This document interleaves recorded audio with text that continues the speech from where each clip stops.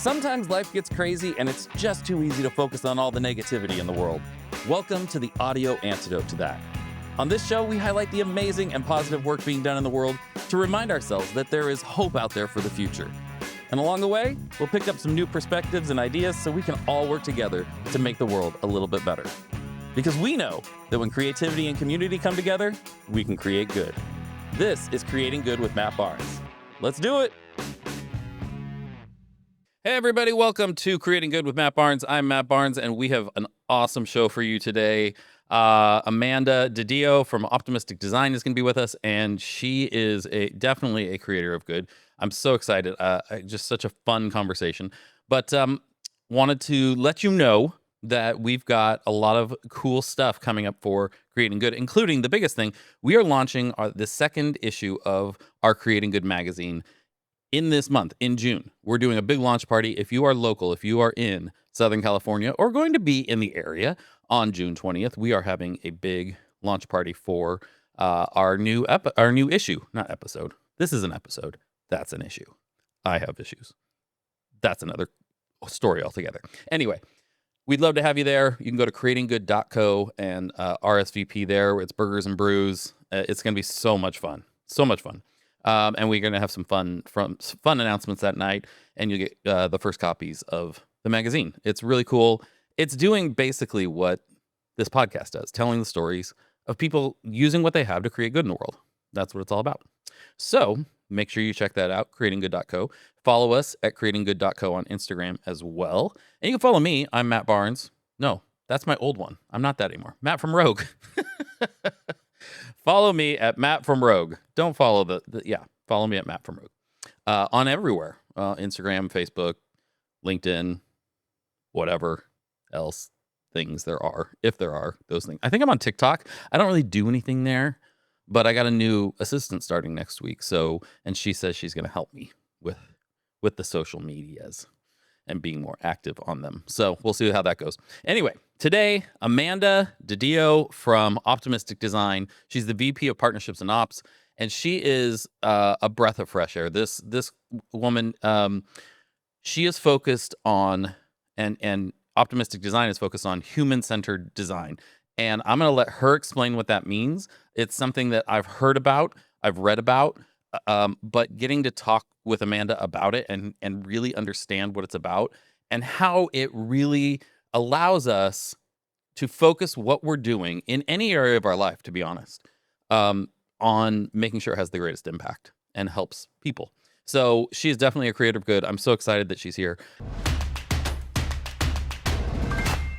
All right, I'm here with Amanda Di Dio. Di Dio. Dang it. Now, see, I asked you how to say it, and you said I said it right, and then now I'm questioning myself in my head. You're all good. Okay. Well, welcome. Thank you so much for being here. This is, I'm excited to get to know you. Yeah, thanks for having me, Matt. I'm excited for our conversation. Yeah. All right. So we always start out with a segment we call 3 Random Things. I have a list of like 120 random questions, and we randomly select 3 of them and ask our guests. So, are you ready? Let's do it. Okay. So, question number 1. What is your favorite flavor of ice cream? Ooh, I'm going to go slightly off kilter and say my favorite gelato flavor is Machole, and it's a hazelnut gelato that I think I could probably eat my weight in. So I'd say that. I am right there with you. I did a semester in Florence when I was in college, and I mean, we walked to the gelateria like every night, and that was what I got every single time. It's so good. And now I want it. So good. All right, what is your go-to karaoke song? Oh, this is a good one. I'm gonna go with, which is depends on the crowd, but Sure, of course. Yeah, Zombie by the Cranberries. Nice. See, that's one you can have some fun with. That's good. Yeah. So it depends on the night, depends on the crowd, but it's it's a fun one. That's a great answer. Okay. And then last question. Can you do any impressions? Oh, let's see. Maybe Jerry Seinfeld or Larry David, but I don't think I'd want to do them here because probably really bad. I think my That's partner validates me, but I think outside of that, I'm not sure if if you're ready for your yeah, impressions are ready for public consumption. I don't think so. But Okay. yeah, Okay. I think there's a lot of synergies between Jerry Seinfeld and Larry David. So Well, yeah, yeah. I mean those two, yes. Did Yeah. you know? Okay, side note, this I was just having this conversation the other day.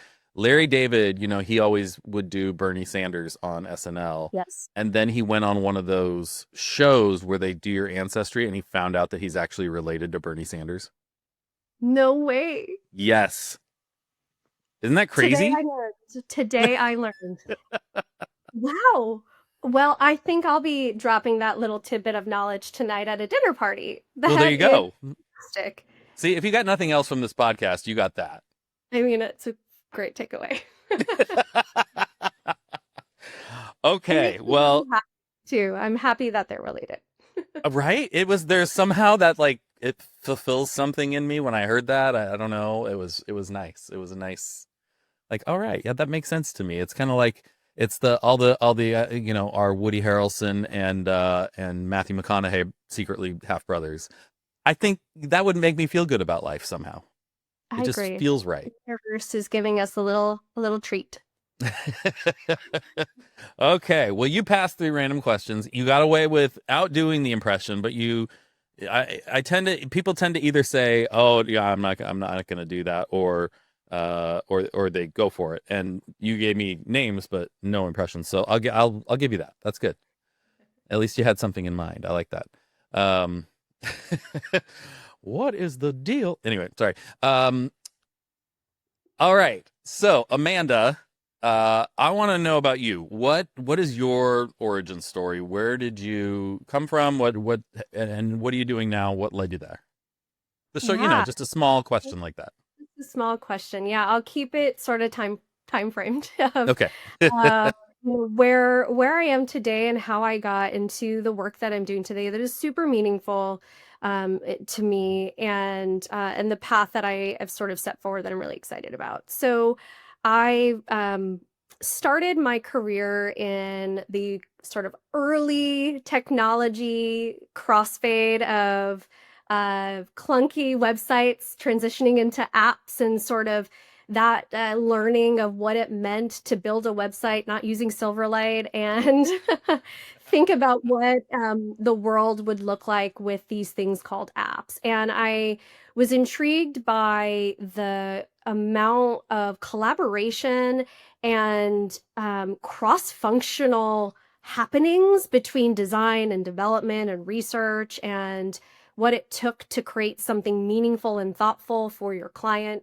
My role was a project manager, and I learned a lot in my early days at an agency Yeah. with what the importance of that role meant and what the importance of the cross-functional collaboration and the um, need to sort of hit a user need and a need to really create something meaningful for our clients. And so that sort of took me off into the world of technology and moving through different spaces of the clients that I sort of served, primarily working with Microsoft and working with B2B, B2C website builds, then getting my move into more traditional marketing and advertising. I worked with publicists for a really long time and decided to make my way from New York City to Seattle, Washington, which is where I am today, to continue to be closer to the action of building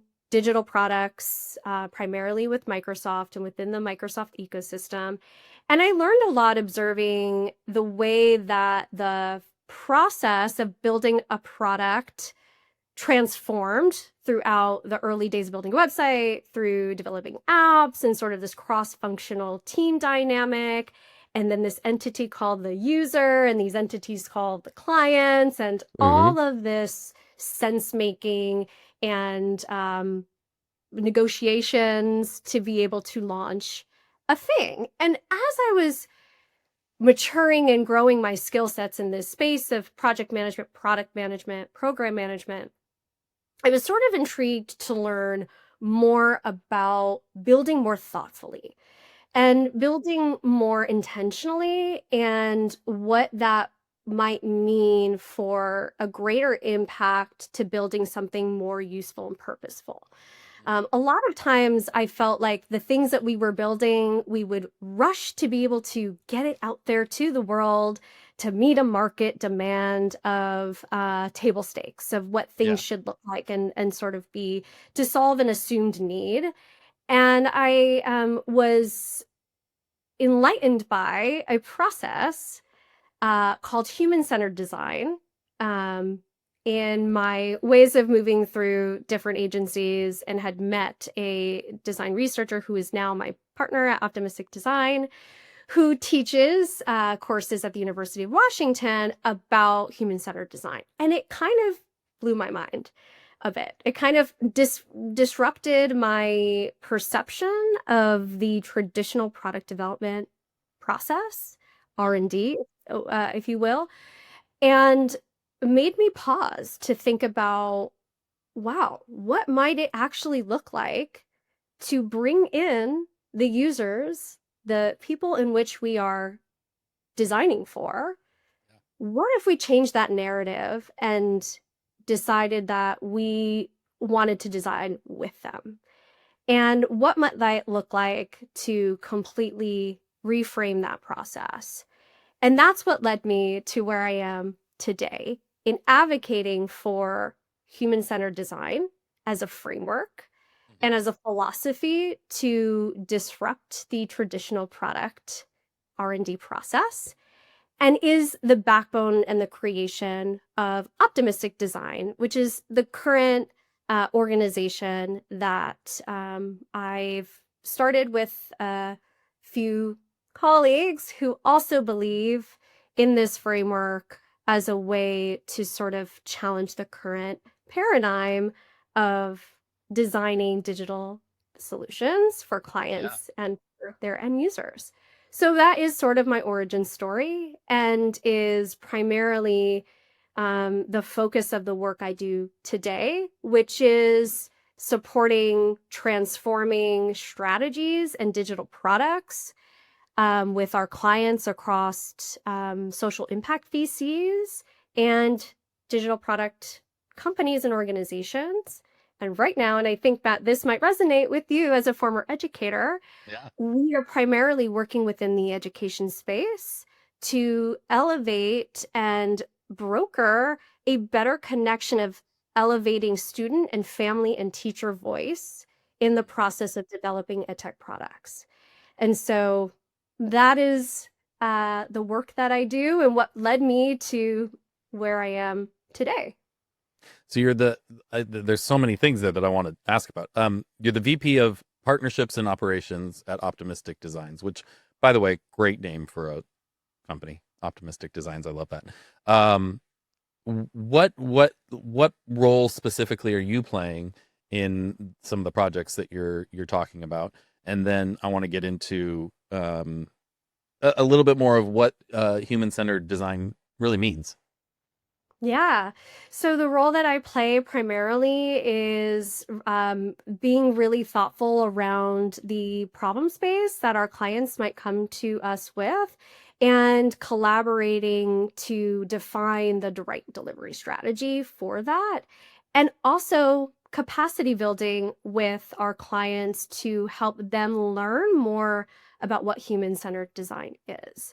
And so a lot of my role is scoping and being a good partner, and then really being a strategic partner in the delivery of our projects. Those could be research projects, design projects, or end-to-end build projects, in supporting our team to be a partnership with our clients to sort of deliver the work that they've come to us for.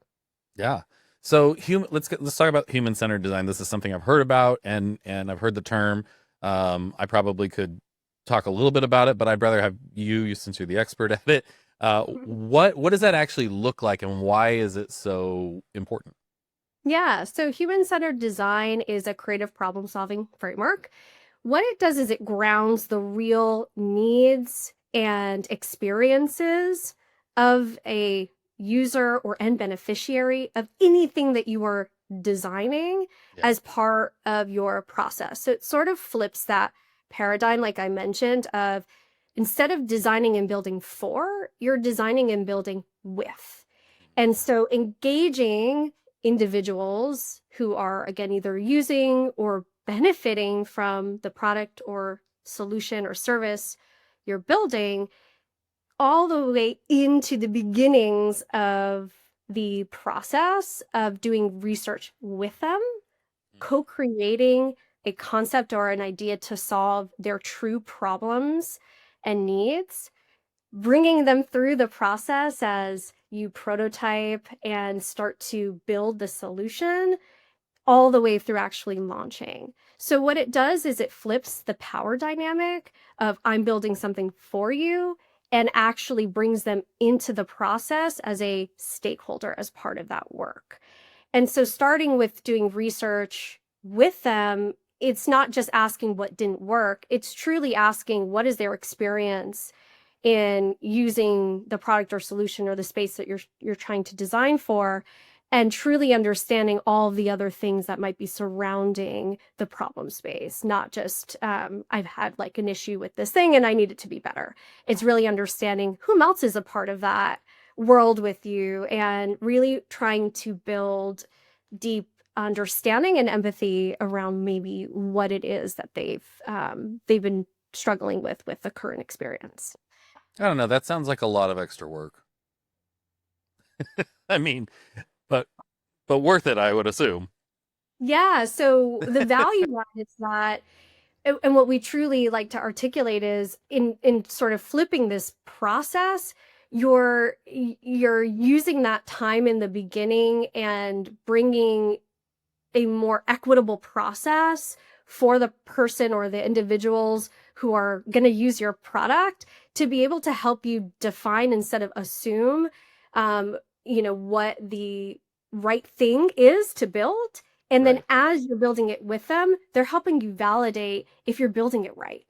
So you're not waiting to that moment of, we built it and now we just want to Right. test it with you. And they're like, this is not what I really needed. And maybe this is solving some of those things, but traditionally, if, in a lot of spaces of like building products, you get a little bit of research, you go away, you design something, you maybe bring it back to them, and then you prototype something, you might launch it, and then you test it. And Yeah. so a lot of times there's a lot of money spent to fix the problem once it's launched versus investing and doing really great planning in the beginning for those economies and sort of efficiencies of scale. You're also building really good rapport and relationships with the people who would be using your products. So Yeah. it's buy-in and advocacy, and it's also flipping that power dynamic a little bit so that you're seeing them as just as much a part of a process of decision making, which is that sort of power flip, as you. I would imagine for creative problem solvers that requires a little bit of humility to bring other people into the process who aren't experts or whatever, but are the people who actually it's going to affect. We tend to be people. I'm going to say we because this is I'm hearing a lot of myself in this of like, oh, I can solve that problem. I can figure it out. And the reality is maybe I can't. Or maybe I kind of can, but not as effectively as I would otherwise. And I love that. I love the humility of going like, no, I mean, creating good and all the things that we're doing, really, it's all about how do we, it's not about creating new things necessarily. It's about how do we use what we have to create good in the world? How do we use what we have to make things better for people? And if you're gonna be doing something that's meant to be a tool or something that helps people, might as well make sure that it actually does that as effectively as possible. than just, put something out there. 100%. And it's really valuing their lived experience because they are experts Yeah. in in the thing that you're designing for. And they're an asset to be able to think of things in a more innovative way. We've been blown away. For example, we work in the education space, and we've been bringing students as young as middle school into uh, product ideation sessions where they're helping us design a product. And we leave blown away by how innovative they are and how they've been able to flip our assumptions and push us towards creating a more innovative solution. And it's been an amazing experience to also empower and embolden them to see that this is a job as Yeah. well. Yeah. This is an opportunity for them to be able to change the future of designing solutions, especially in the technology space, which is omnipresent in their lives. Yeah. But also to see that there is value in what their lived experience holds, and that they are not just going to be using the next courseware product in their classroom that doesn't actually solve a lot of the challenges teachers feel, but also themselves and their caregivers who at home are supporting them, right? Yeah. And Yeah. so it has been an illumination in applying the human-centered design process specifically to that education space, and a core example of bringing in a stakeholder like a student to be able to co-design with and to Yeah. co-create with. Yeah. That's awesome because I really, like you said, my background was originally in education, and one of the things that was so frustrating was how often we were given tools or curriculum or direct whatever it was that really wasn't helpful. And education is kind of one of those industries that tends to be a little bit behind the times in some ways. And when they embrace new things, a lot of times it's looks cool, but it's not actually that helpful, you know. And it's not exactly what's actually going to be helpful for teachers or for kids, and so bringing them in, that's I mean, it's I just value that so much. Anything that can really help people understand and learn and grow more quickly, especially kids. And now that I have kids, I'm watching them go through school, and so much appreciation for these teachers who are often have to figure out, how do I take this thing and use it in a way that's going to be more beneficial than the way it was really designed, because it's not that great, and that's not really, shouldn't be their job. That shouldn't be what their thing to solve. Exactly, right. Teacher burden of the lesson planning and of the management of large variety of different students, Yeah. and really truly understanding what is not working for them and not continuing to create more problems that Yeah. can cause more burden. So I completely agree. They are such valuable subject matter experts in our work that Yeah. sing with families and caregivers that we would not be able to advise or help connect the relationships to product technology education companies without them. They are the lifeline of the work. Yeah. Um, in addition to the luminaries in the field who are trying to make momentum towards more inclusive products for all Yeah. children and for all ages. Do you have any specific examples of things that you guys have developed or come up with that you can point to and go, this would have been completely different, or maybe fundamentally different, had we not taken the human-centered design approach? Yeah, I think one that comes to mind that I often use as an example, which is a kind of a simple one, is a product that is commonly used in every classroom today. And we were doing sort of what we call evaluative testing on their current platform of features with teachers. Yeah. And majority of how their product worked was using Wi-Fi. And it was using a strong internet connection, for example. And the teachers who we were working with support a variety of different students, and also in their classroom do not have a strong Wi-Fi Yeah, I was gonna signal. say, yeah. So as we were testing, they were like, I can't use this product. That's it, Mm. full stop. I can't. If this is a fully Wi-Fi enabled product, not only for me, but for my students to be able to access their curriculum and to be able to go home, their families don't have consistent Wi-Fi. How are you solving that problem? And that technology provider, that curriculum provider, hadn't thought about an offline solution, right? They were just going to put this out into a world where this feature or push this feature out where it was heavily reliant on Wi-Fi. And Yeah. it was sort of like if we hadn't had brought those teachers in before it actually launched to market to do evaluative testing, to be able to give us that feedback and then Yeah. also say, well, what if it was an offline solution? How might you use that? Like at Right. what points Right. in time in the process would you do it before when you had and then you download it offline? Are you able to share it in a different way? They gave us so many great ideas to actually solving that problem and creating, and then we tested it again. So that is one very sort of reachable example that's like, of course, there needs to be an offline solution and an assumption that was made without actually bringing a teacher in to sort of say this is not going to be usable for not only us but for a majority of classrooms across the country. And, Um, and I think that's the perfect example of how to, I mean, even taking this to a broader audience, and this sort of approach to even things outside of what you're doing with, even in whether it's for design or whether it's for, if you're a restaurant or if you're whatever it might be, of really, you can design something, you can create a solution that seems like it's the perfect thing, but it really just takes that one thing that you didn't think of that can gum the whole thing up. And I can't tell you how many times, you find an app that you think, oh, this is great, but it doesn't do this one thing that I need it to do. And I move on and I never come back to it.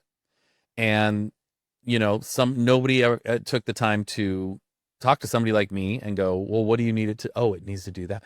And like the Wi-Fi thing, that's such a perfect, well, yeah, I mean, I could see where, yeah, everybody's got Wi-Fi. So, okay, we didn't even deal with that. And then it becomes like, well, do they? And do they have strong Wi-Fi? And do they, different neighborhoods and even in the schools?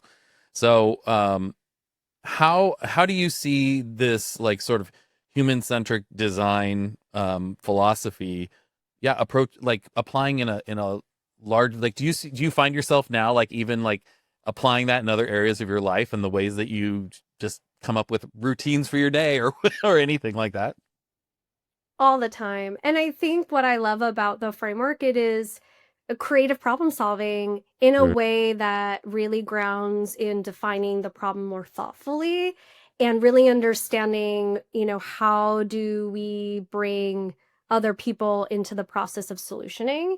Yeah. And it transcends digital products and solutions that we're building. It could be like you sort of say, omnipresent and used across industry.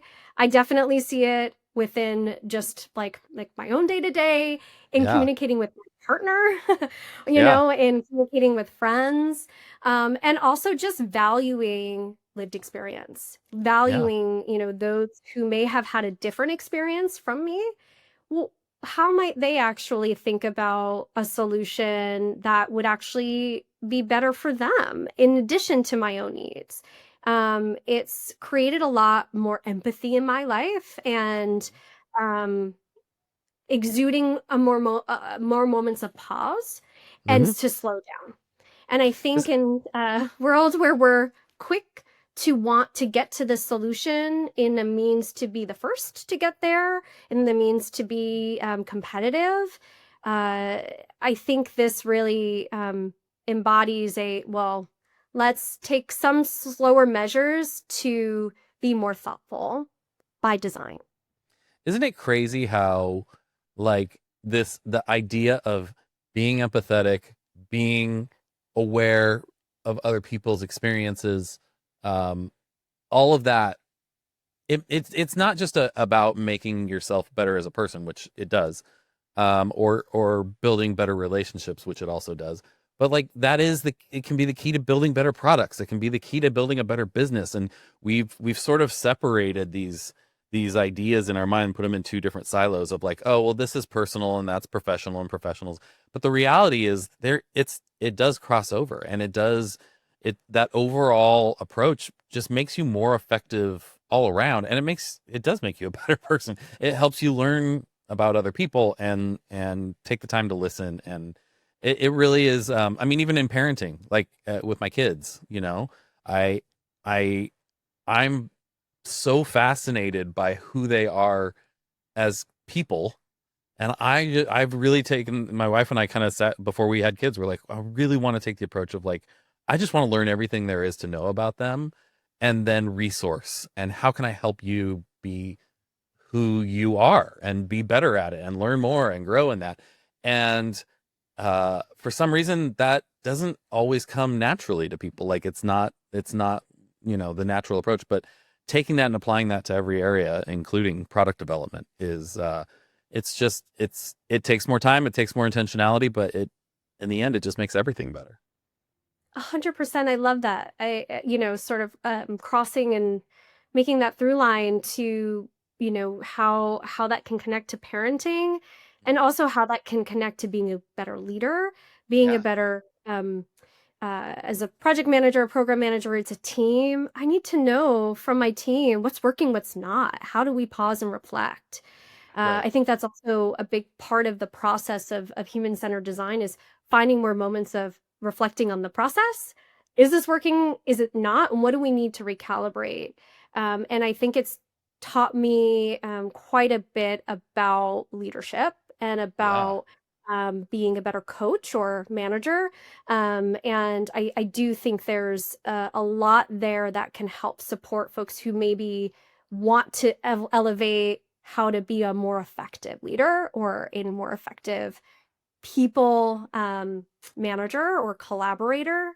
Talk to those who you're actually Right. managing and leading about what they need, about what they see, and about how they would define what better could look like Yeah. versus that sort of top-down approach. So there's a lot of through lines to really thinking about more thoughtful moments of bringing people into the solutioning and lived experience Yeah. as a priority. And it really does. I mean, it really, going back to what I said earlier about humility, like when you're talking about leadership, and I did a master's degree in organizational leadership, and I've done consulting and all that. And then I'm leading teams now. I'm leading my teams, and I find myself having to remind myself that there's this weird thing of like, well, I did a degree in that. I know leadership. So I need to be the one that comes up with the solutions. And yet what I learned in that degree was that I don't need to be the one that comes up with, you know what I mean? Like I need to listen to people, and I need to take that feedback and, uh, and make them part of that process. And yet it's still sometimes is hard. It's hard. I have to remind myself of like, no, it's it's better if I'm not the one coming up with all the solutions. It's like integrate Absolutely. everyone, bring people into the process. Absolutely. And you're mirroring growth. That gives Yeah. someone the opportunity to grow. It gives Yeah. someone the opportunity to see what leadership like that looks like. It has Yes. not always been modeled for me in that way, and just my No. experience. So I've learned a lot about that humility and that ability to learn more than I would have thought of that I could have, and Yeah. if I used a different approach from those who I'm leading. Yeah. So I am so grateful to have had just this experience to really grow as a person and help to mirror a little bit of change for someone else to understand and do on their own. That's awesome. Well, Amanda, you're very inspiring. And I think it's so cool because yes, you're building products, but you are also training people and teaching people a new way to, or a more effective way to think and strategize and work together to collaborate. And that's just, I think something that can be applied across disciplines and across our lives, like we've talked about. But it's really exciting. Is there anything else that you would want to share before we wrap up? Our team is launching a co-design maturity survey, and it's for teams who want to learn more about co-design, that are in the product space, don't know where to start, or maybe they're doing it and they just don't realize it, but want helpful tools on how to build more capacity around that. And so we're launching in early July. And so keep an eye out for that optimistic design on LinkedIn. There'll be a push out for you to take the survey and see where you stand and help you build capacity around co-design and human-centered design effectively. That's awesome. So, I want that. Yeah. I'm in. Yeah. Very, very cool. Well, thank you so much. I want to end with the same question I always ask at the end, which is, what part, I think I could probably guess on this, but what part of your job brings you the most joy? Being able to have a moment of connection with communities that I would have never been able to either have access to or reach just by the way of the work that I do, and be so inspired and humbled to bring them in to the processes that we have. And so I just am, I'm really grateful for that. And also for all of the amazing humans that I work with every day. It keeps me going, keeps me inspired. So thanks for such a great question. I love that. Yeah. Lastly, where can people find you? Where can people find more information? Yeah, you can go to optimistic.design. That is our website. And come say hi to me on LinkedIn, Amanda Di Dio. Or feel free to email me as well, amanda.didio@optimistic.design. Awesome. Very cool. Well, thank you so much, Amanda. This has been great. Really, really helpful. And I think people are going to really have, I love a great podcast that gives you some good takeaways that you can actually apply. And I think you gave us that today. So thank you so much. No, thank you for inviting me to have this conversation, Matt. Of course. Creating Good with Matt Barnes is recorded at Rogue Collective in beautiful Newport Beach, California. It's hosted and executive produced by me, Matt Barnes. Post-production is by our amazing friends over at Fame, the B2B podcast agency. Writing is by Matt Barnes and Taylor Bolanos from Rogue Creatives. Creative direction and design is overseen by Corey Hill of Rogue Creatives. Theme music is composed and performed by Jared Atherton of Chapters. Huge thanks to our amazing guests for joining us this episode, and thank you to all of you incredible listeners for tuning in. If you enjoyed the show, and I would imagine you did if you're still listening, so don't forget to help us spread some good by giving us a good review. Preferably like 5 stars, lots of really nice words. It's very helpful. Also, tell your friends and subscribe so we can come straight into your potholes each and every time we have a new episode.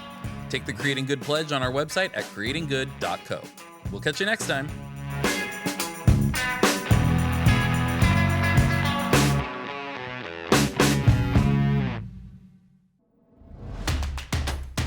This has been a Rogue Creatives production.